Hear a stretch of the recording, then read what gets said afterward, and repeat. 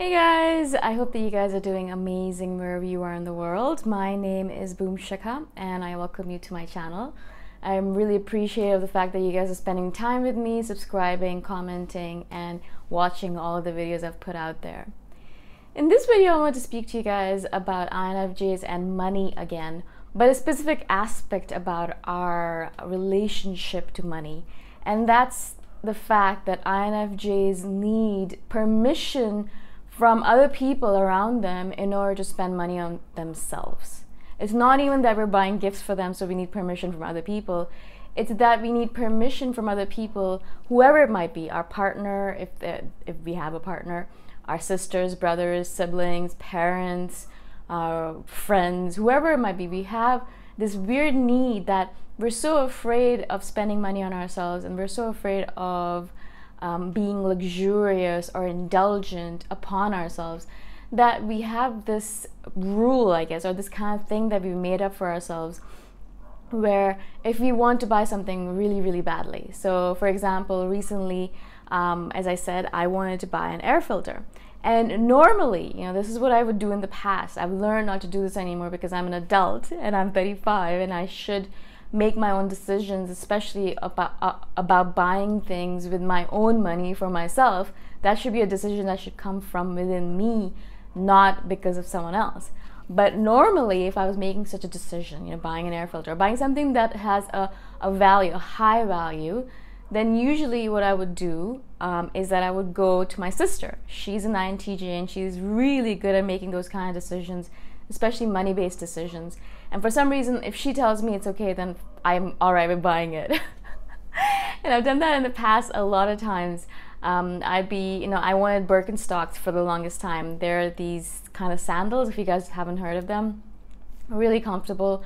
And because I walk a lot, I walk everywhere. I walk 10, 15,000 steps a day minimum. It means that I need shoes that are really comfortable, and I wanted Birkenstocks because they are really comfortable. You can walk in them for hours and hours and hours without feeling discomfort in your feet, right? And so I wanted Birkenstocks, but they are obviously a little bit pricey. Very little, not that much. I think about $100, which is not a lot, but still, I've never spent that much money on a pair of shoes. And so obviously one of the first things I did was I went to my sister and I was like, so what do you think, Sona? Do you think I should buy these shoes? Do you think it's worth the money? Should I spend it? Blah, blah, blah. And so I would have these conversations with my sister, not only about the Birkenstocks, obviously, but I've had this conversation with her many times in the past, where I would go to her and ask her, basically asking her for permission to buy something for myself. It's such a weird thing. And it does not make any sense at all. I totally get it. Someone commented on the threads as well about the fact that they go to their partner to ask them for permission if they want to buy something. And it's like, okay, if the partner says yes, then they're like, all right, cool, I can buy this for myself. But if the partner says no, which I don't think they would ever do, then they would feel terrible. Or if the partner even questions it. If my sister even questions it a little bit, she's like, but what? Why would you need that? Why would you even buy that? Instantaneously, the shackles in my head go up and I'm thinking to myself, all right, cool, that's not happening. I'm not buying that for sure. Even though they have not said anything about not buying the item, they're just a bit confused about why we would even need the item, right? And so this individual, as I said, she commented in the thread saying that she goes to her partner every single time and the partner says, yeah, go for it, buy it, come on. And so she does, and sometimes she'll just buy things on her own without any permission, right? And she'll go to her partner and say, cool, look at me, I bought this for myself. And the partner just says, meh, of course you bought it for yourself. You're an adult, you're allowed to do this. This is what we do on this planet. We spend our money, we work and we make money, and then we spend our money on things that we want and need and desire. And so it's a big deal, right? But for some reason, it might not be a big deal to anyone else on this planet, but for INFJs, it's a huge deal to be able to spend money on ourselves without asking for permission from other people. It's actually one of the biggest things you can do as an INFJ. I think it's a mark of a healthy INFJ, and that kind of shows me that I'm not there yet, because sometimes I do go to my sister still and say, oh, do you think I should purchase this? The fact that I did not ask anyone for permission before buying the air filter, although I spent 1 billion hours, and I'm telling you guys, I spent at least a week or two constantly thinking about the fact, should I get it? Should I not get it? Should I get it? Should I not get it? Should I get it? It was so traumatizing in my head. It was so mentally exhausting that I actually never want to go through that experience again. But still, it was a growth experience in a way, because as I said, I did not go to ask someone else about it. I looked at reviews of the item, and I asked a couple other people who had the air filter if they liked it, if it worked, but I did not go directly asking them, oh, do you think I should buy it? I asked that to myself as a question to say, do you think it's something that you need? Do you think it's something that would be useful? Do you think that your health is worth it? And in the end, obviously, the answer was yes, and so I purchased it. Now, as soon as I purchased it, I felt good about it, and as soon as it got to my apartment and my air is clean and I can breathe, I feel a billion times better about it, and I'm grateful that I was able to purchase it, grateful that I had the capability to be able to afford it, right? But in general, as I said, INFJs will go to their partners in order to ask them for permission to buy things. And I think that puts a lot of onus and a lot of responsibility on the person that is being asked this question. In the past, when I was in a relationship, it's been a while, but in the past when I was in a relationship where I could go to someone and ask them for permission to purchase things, I knew that they were uncomfortable with this responsibility that had been placed upon them. Of course, if someone placed that responsibility upon me, I would be uncomfortable about it as well. And in the past, my partner, he would always want me to pamper myself and buy luxurious things and do things for myself. But I was always afraid to spend money on myself, and I'd always want to put that onus on him, so that if he refused it, that means that it's his responsibility. It's his fault that I did not take care of myself. And I think that's where INFJs, one of the reasons why my relationship failed with that person is because I put that responsibility on him when it should not have been his responsibility. It should be our own responsibility as an INFJ, as a human being, in order to take care of ourselves. It's no one else's responsibility to do that. But when we put that onus on someone else and say, oh, you have to give me permission to buy this, and if you don't give me permission, and if something goes wrong, then it's your responsibility, then basically we're acting like children. Children do that. Adults don't do that. Adults or people who are mature enough to deal with their own problems and situations, they don't do that. Children will do that because they don't know how to deal with things. They don't know the full spectrum of how to live in this world yet. They're still learning. And so therefore they go to an adult every single time to ask, should I do this? Or should I go for this? Or should I buy this? Or can you buy this for me? Basically, that's what we're doing as an INFJ when we go to someone else asking for permission. Not that we're asking them for money necessarily, but we're asking them for permission to, as a child, asking them for permission to do something for ourselves or buy something for ourselves. Can I buy this? Do you think I could buy this? Blah, blah, blah. I really don't like that. I don't like being in that situation. Not only from my end, but I kind of put myself into the other person's shoes, I said, and I feel bad for them that they have to make this decision for me, right? For me or for any INFJ out there.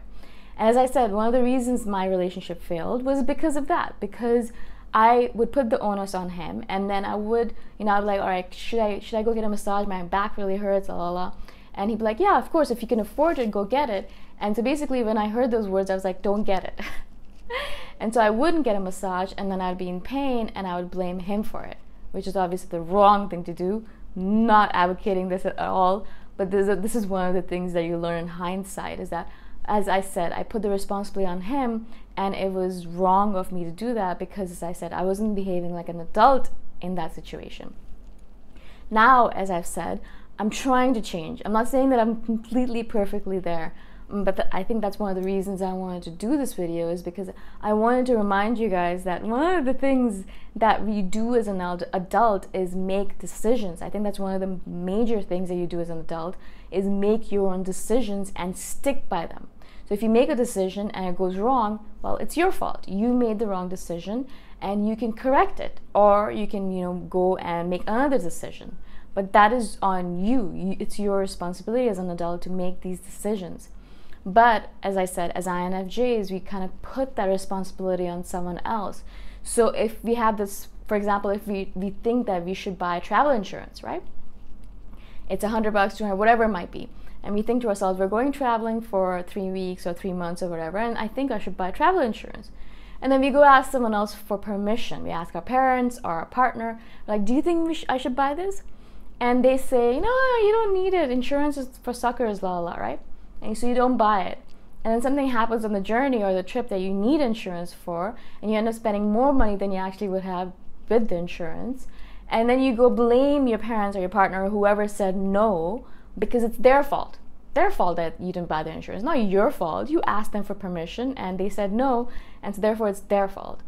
That's acting like a child, in my opinion. I think that's what you're doing. That's what children do. You know, we don't take responsibility for ourselves. I think adults, mature adults, will be able to say, okay, no, that was my fault.